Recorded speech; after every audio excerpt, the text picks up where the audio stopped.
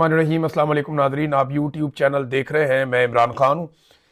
नाज़रीन, एक तो साजिश हुई है सुहेल अफरीदी के खिलाफ। पूरी कोशिश की गई कि सुहेल अफरीदी वादी तीरा के मुतासरीन तक ना पहुँचे। उन्हें बहुत सारे थ्रेट बताए गए और बार बार उनके साथियों को भी ये कहा गया कि वहाँ बहुत ख़तरा है, सुहेल अफरीदी को वहाँ जाने से रोका जाए। पहले तो पूरी कोशिश की गई, बाद में ये कहा गया जी मौसम ख़राब है, आपको हेलीकॉप्टर भी नहीं मिल सकता और वहाँ पे सिक्योरिटी के भी मसाइल है और जनाब जिम्मेदारी नहीं ली जाएगी। इस किस्म के पैगाम भी पहुंचाए गए। लेकिन उसके बावजूद सुहेल अफरीदी ने कहा जी हम तो जाएंगे, और उन्होंने अपनी इंतजामिया को अलर्ट होने का कहा और फिर वो चले गए। सुहेल अफरीदी जाकर वादी तीरा के मुतासरीन से मिले, उनके मसाइल हल करने की यकीन दहानी करवाई और जितना वो मौके पर कर सकते थे उन्होंने वहां किया। अब उसके बाद प्रोपेगेंडा फैलाया जा रहा है कि जनाब बहुत सारा सिक्योरिटी और प्रोटोकॉल लेकर वो गए थे। लेकिन क्या सरफराज बुगटी कोयटा से बाहर जा सकता है? क्या सरफराज बुगटी इससे 4 गुना 6 गुना ज्यादा प्रोटोकॉल और गाड़ियां लेकर बलूचिस्तान में इस तरीके से जंगजदा इलाकों में जा सकता है? क्या इससे कम प्रोटोकॉल में मरियम नवाज पंजाब में घूम सकती है, या कच्चे के इलाके में जा सकती है, या मुराद अली शाह? तो ये भोंगियां मारना बंद करें। उसने जो करना था वो कर दिया, आपकी साजिश नाकाम हो गई। वो गया अपने लोगों के बीच में, उनके साथ जाके उसने बात की। ऑपरेशन तो वो रोक नहीं पा रहा क्योंकि ताकत के बलबूते पे बंदूक के साथ हो रहा है।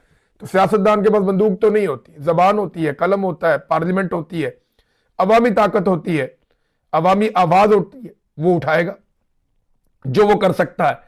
लेकिन उसने सरेंडर नहीं किया, वो गया और जाकर अपने लोगों के साथ खड़ा हुआ और इसका इंपैक्ट आएगा। ये एस्टेब्लिशमेंट को ये लगता है कि ये ऑपरेशंस करेंगे और पाकिस्तान तहरीक इंसाफ गैर मकबूल हो जाएगी। ऐसा नहीं है। इन ऑपरेशंस के नतीजे में अमन तो पता नहीं आएगा या नहीं आएगा। पाकिस्तान की एस्टेब्लिशमेंट पहले से ज्यादा गैर मकबूल हो जाएगी। पाकिस्तान की अवाम और एस्टेब्लिशमेंट में फासले ज्यादा बढ़ जाएंगे अगर इन्होंने अवामी सियासी जमातों और जितने भी वहां पे स्टेक होल्डर्स हैं उन सबको एतमाद में ना लिया। तो ये होगा।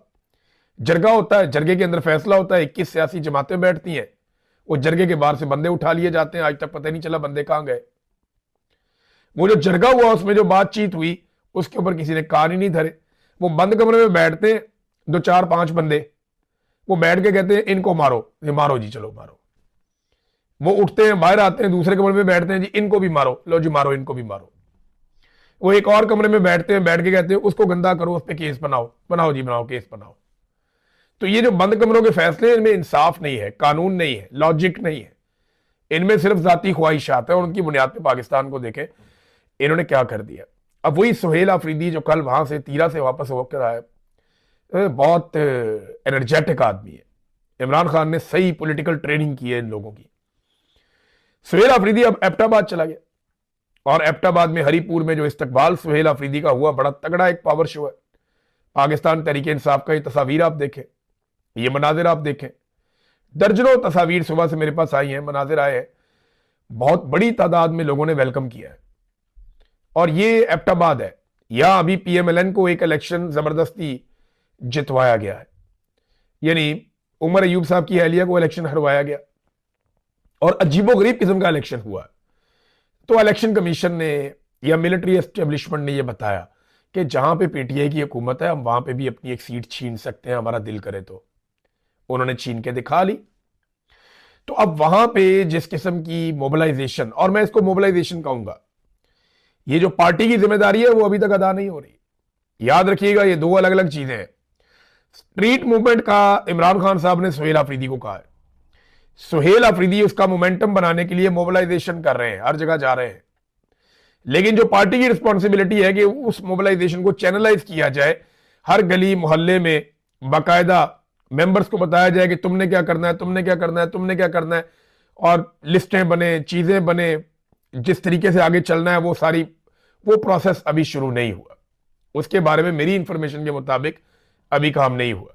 लेकिन इस मरतबा सुहेल अफरीदी का, क्योंकि पिछली मरतबा तस्वीर बड़ी वायरल हो गई थी कि 4-5 नौजवान, सुहेल अफरीदी, शाहिद खटक, मीना खान और शफीउल्लाह जान, ये गाड़ी पे खड़े हैं, तो वो बहुत वायरल हो गया था। तो इस मरतबा क्या किया गया कि गाड़ी के ऊपर और लोग भी चढ़ गए।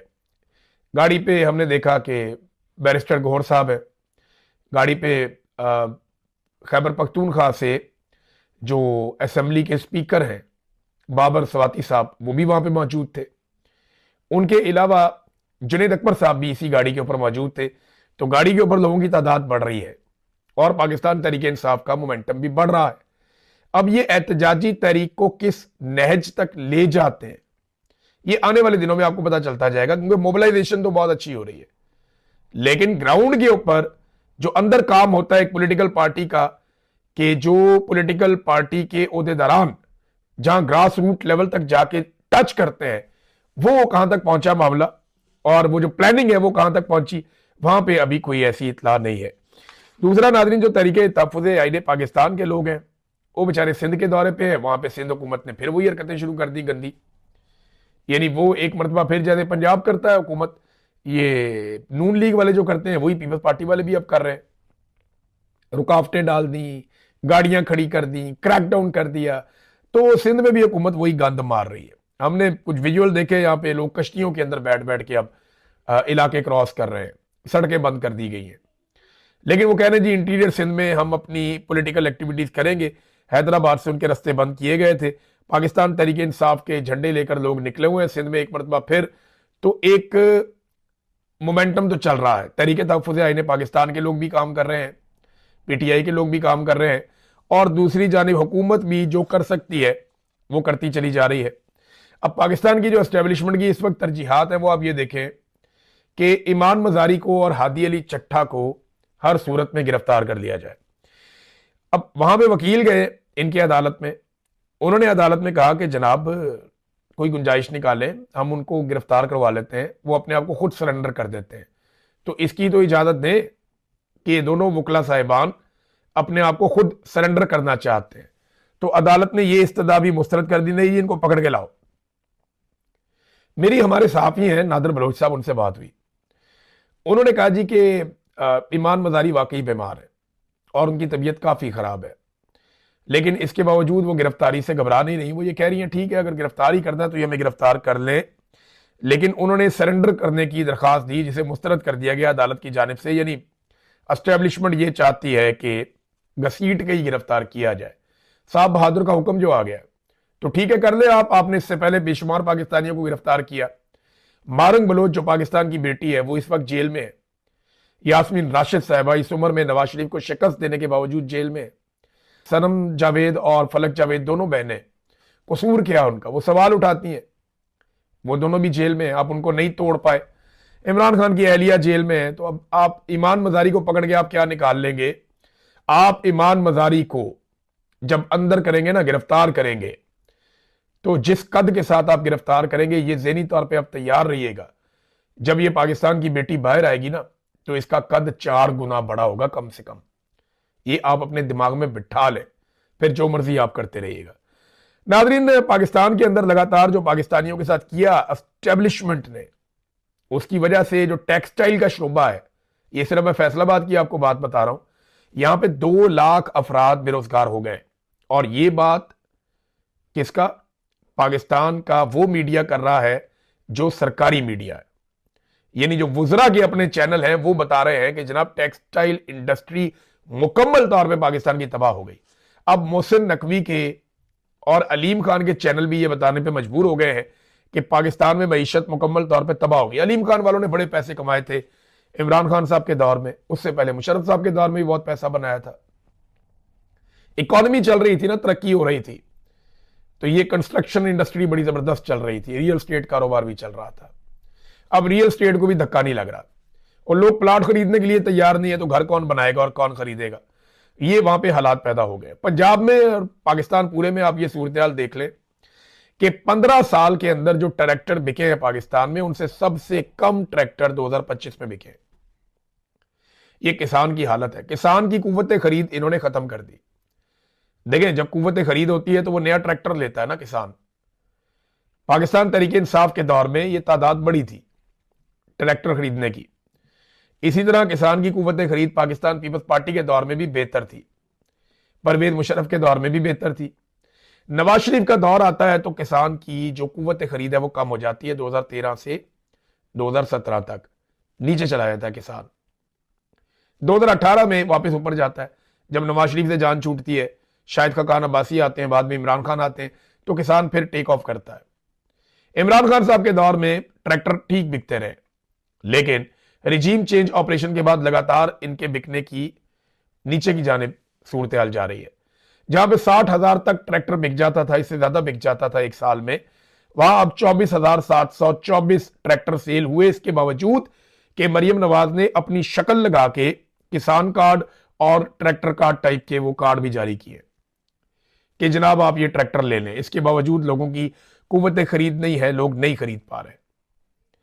आप जरा खैबर पख्तूनख्वा के साथ मवाजना तो चेक करें, और ये मैं नहीं कह रहा, ये मवाजना इंटरनेशनल आया है, ट्रांसपेरेंसी इंटरनेशनल ने ये मवाजना किया है पाकिस्तान के सूबों में कारकर्दगी का। ट्रांसपेरेंसी इंटरनेशनल के मुताबिक ये जो 2025 गुजरा है, इस साल में सबसे कम करप्शन खैबर पख्तूनख्वा में हुई है। बलूचिस्तान में, सिंध में और पंजाब में खैबर पख्तूनख्वा की निस्बत ज्यादा करप्शन हुई है। तो सबसे कम करप्शन किसने की? खैबर पख्तूनख्वा में इमरान खान साहब की हुकूमत ने। आधा टाइम गंडापुर का था, बाकी टाइम जो है वो सुहेल अफरीदी का है। तो इन्होंने करप्शन सबसे कम की है। सबसे ज्यादा ग्रोथ कहां पे हुई, तरक्की किसने सबसे ज्यादा की? वो भी खैबर पख्तूनख्वा ने सबसे ज्यादा की है। यानी पंजाब से ज्यादा तरक्की कर रहा है, पंजाब से कम करप्शन कर रहा है ये खैबर पख्तूनख्वा है। हालांकि खैबर पख्तूनख्वा के ऊपर तजर्बात मुसल्लत किए हुए थे, ऑपरेशन कर दो, उधर ऑपरेशन कर दो, ये रोड बंद कर दो, उसको उठा के ले आओ, इसको उठा के ले जाओ, इसके वजीर आला पे पर्चा करवा दो, इसके वजीर पे पर्चा करवा दो, एंटी करप्शन को डंडा दिया हुआ कि तुम इसके ऊपर पर्चा दो, तुम उसके ऊपर पर्चा दो। किसी को काम नहीं करने दे रहे, रोजाना धमकी लगाते हैं हुकूमत गिरा देंगे। वहां पे एक हुकूमत भी तब्दील करनी पड़ गई, एक वजीर आला भी तब्दील करना पड़ गया, काबीना दोबारा बनानी पड़ गई इनकी हरकतों की वजह से, लेकिन इसके बावजूद वो सबसे अच्छा परफॉर्म कर गया। अब एक तरफ ट्रांसपेरेंसी इंटरनेशनल की रिपोर्ट है और एक तरफ DGISPR और फील्ड मार्शल आसिम मुनीर की ख्वाहिशात है। वो जब बोलते हैं कहते जी पंजाब बहुत अच्छा काम कर रहा है, वो जब बोलते हैं कहते जी सिंध बहुत अच्छा काम कर रहा है, वो जब बोल करते हैं वो कहते हैं जनाब बलूचिस्तान की मिसाल ले लें आप, खैबर पख्तूनख्वा को हमेशा नीचा दिखाते हैं, खैबर पख्तूनख्वा के खिलाफ हमेशा घटिया बात करते हैं। पाकिस्तान की मिलिट्री एस्टेब्लिशमेंट खैबर पख्तूनख्वा को लगातार निशाना बना रही है, लेकिन इसके बावजूद आफरीन है इन पठानों पे कि इन्होंने सबसे अच्छा परफॉर्म करके दिखाया। और ये गवाही इंटरनेशनल इदारे दे रहे हैं, कोई लोकल्स ये बात नहीं कर रहे। नादरीन, एक और पाकिस्तान में प्रॉब्लम है, ये जो हमारे नीम हकीम किस्म के लोग हैं ना, हमारी सहाफत में, दानिश्वरी में, इन्होंने भी पाकिस्तान को बहुत नुकसान पहुंचाया। मैं सुहेल वड़ाई साहब का एक वो क्लिप पढ़ रहा था, छोटा सा वो आया हुआ था टेक्स्ट। वो कहते हैं जी पाकिस्तान में तरक्की का पहिया चल रहा है और इसका एक सबूत ये है कि PIA बिक गई और जो PSL है वो बिक गई, उसकी 2 टीमें। यार हद हो गई आपकी, इंडस्ट्री बंद हो गई लेकिन PIA बिक गई, बड़ी अच्छी बात है। पाकिस्तान में किसान डूब गया लेकिन PIA बिक गई, बहुत अच्छी बात है। पाकिस्तान के अंदर आधा पाकिस्तान गुर्बत की लकीर से नीचे चला गया लेकिन PIA बिक गई, मईशत ठीक हो गई। भाई ये किस तरह के दानिश्वर हैं जो पाकिस्तान पे मुसल्लत कर दिए? ये तो बड़े लोगों के चमचे लगते हैं। यानी PIA 10 अरब में बिक गई, वो वाली PIA जिसकी सैकड़ों अरब की सिर्फ उसकी क्रेडिबिलिटी है, उसकी गुडविल है, उसके पास आलमी सतह के रूट है। एक जहाज नहीं इतने का होता जितने की इन्होंने पूरी एयरलाइन उठा के बेच दी, और वो कह रहे जी क्योंकि ये बिक गई इसलिए पाकिस्तान बहुत तरक्की कर रहा है और पाकिस्तान की मईशत का पहिया चल पड़ा है। इससे एक एतमाद पैदा होता है। और भाई पाकिस्तान की फौज ने पाकिस्तान का एक इदारा खरीद लिया, सादी बात यह है, फौजी फाउंडेशन के पास गई है PIA, सबसे ज्यादा हिस्सा उनका है। तो इस किस्म के जो दानिश्वर है ना, जिनको मईशत की अलिफ बे का भी नहीं पता, वो दानिश्वरी झाड़ रहे हैं पिछली कई दहाइयों से। इसीलिए पाकिस्तान यहां, ये बूमर्स पाकिस्तान की जान छोड़े और पाकिस्तान को नौजवानों के हवाले करें ताकि पाकिस्तान आगे बढ़े, या नई सोच को कम से कम आने दें, या कम से कम अपने दिमाग में नई सोच तो लेकर आए। वो देखे ना इमरान खान ने अपने आप को कैसा नए दौर के साथ एडजस्ट किया है, उसने नए उलूम के साथ अपने आप को एडजस्ट किया है, उसने यंग जनरेशन के साथ अपने आप को एडजस्ट किया है। ये बूमर्स हो ही नहीं पा रहे, ये मानने के लिए तैयार नहीं है। इनके मफादात जो हैं वो जुड़े हुए हैं पुरानी जोंकों के साथ, ये ना खुद को ठीक करते हैं ना उनको ठीक होने देते हैं। नाजरीन, यहां कुछ सवालात हैं वो मैं बाद में आपके साथ रखता हूं, लेकिन DGISPR ने इस्लामिया यूनिवर्सिटी बहावलपुर का दौरा किया। उनका इस्तकबाल किया गया इंतजामिया की जानिब से, चादर वादर पहनाई हुई है। लेकिन एक मरतबा फिर DGISPR का जो खिताब है वो भी, और सवाल और जवाब वो अभी जारी नहीं किए गए। हो सकता है वो मुस्तकबिल में जारी किए जाएं उसकी एडिटिंग करने के बाद। लेकिन DGISPR को ये करना क्यों पड़ता है? देखिए, इनसे बयानिया नहीं बन रहा। ये नौजवानों को जाके पर्सनली मिलते हैं कि अगर चलो एक यूनिवर्सिटी में 10 बच्चे भी मिल जाएं, 20 बच्चे भी हमारे बयानिए पे आ जाएं हजारों में से कम से कम हमारा बयानिया उठाने वाले लोग तो पैदा हो जाएंगे। लेकिन ये हो नहीं रहा। देखिए, पढ़ा लिखा नौजवान आपका सौदा खरीदेगा नहीं, और जो पढ़ा लिखा नहीं है वहां तक आपका सौदा पहुंचेगा नहीं। ये है प्रॉब्लम। आप यूनिवर्सिटियों में ही जा सकते हैं, गली मोहल्लों में तो जा नहीं सकते। लोगों का रिएक्शन आपको पहले ही पता है। तो अब चंद चीजें हैं जो पाकिस्तान के पढ़े लिखे नौजवान बड़ी अच्छी तरह जानते हैं।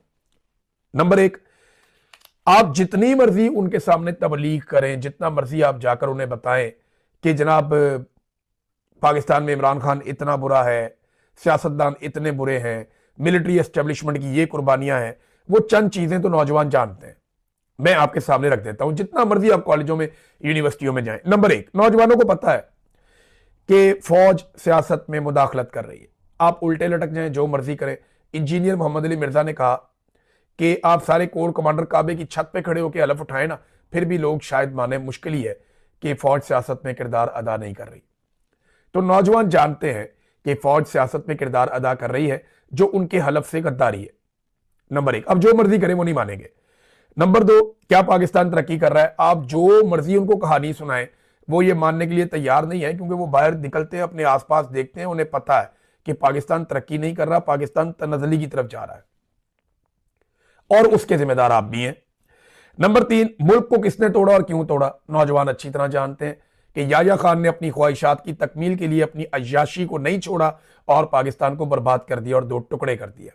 सबसे बड़ा रिस्पॉन्सिबल वही आदमी था। हमूदुर रहमान कमीशन रिपोर्ट उठा के आप देख लें।